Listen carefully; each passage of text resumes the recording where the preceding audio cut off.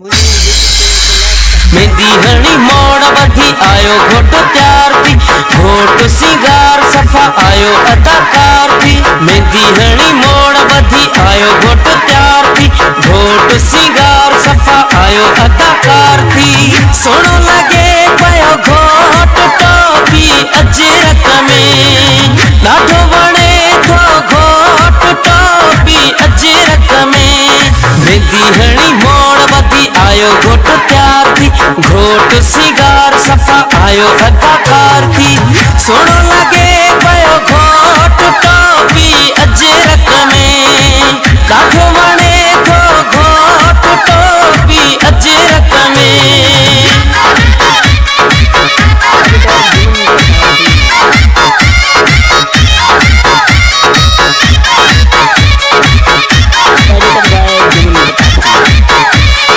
घोट सिंगार जी साईं केड़ी बात आ, वडो हिन सां भला मामने जो साथ आ। घोट सिंगार जी साईं केड़ी बात आ, वडो हिन सां भला मामने जो साथ आ।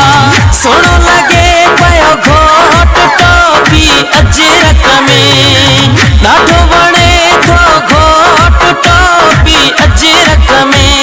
मेहंदी हणी मोड़ बधी आयो घोट तैयार थी, घोट सिंगार सफा आयो अदाकार थी।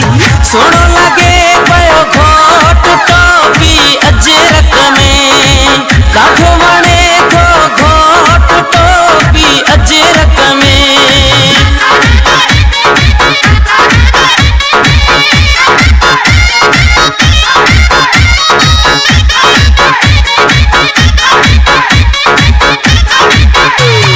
अज रात घर न केथे वञणो आ, शादी आ सिंगार जी सजी रात नचणो आ। अज रात घर न केथे वञणो आ, शादी आ सिंगार जी सजी रात नचणो आ। सोनो लगे पयो घोट टोपी अजरक में, ॾाढो वणे थो घोट टोपी अजरक में। मेहंदी हणी मोड़ बधी आयो घोट तैयार थी, घोट सिंगार सफा आयो अदाकार थी। सोनो लगे पयो घोट टोपी अजरक में, ॾाढो वणे थो घोट टोपी अजरक में।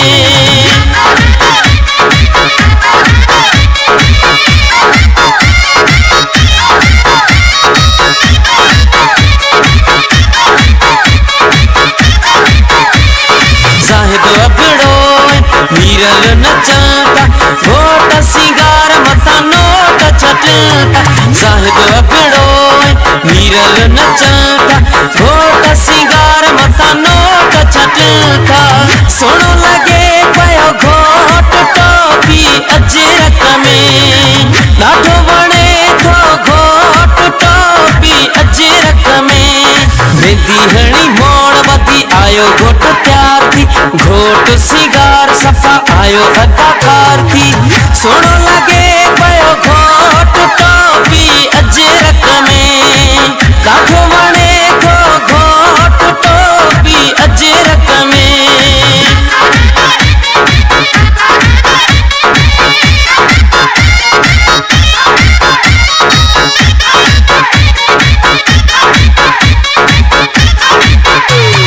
असद अबड़ा बधी बाह छो बीठो, अचु खेॾ झुमिर तूं पर छो बीठो।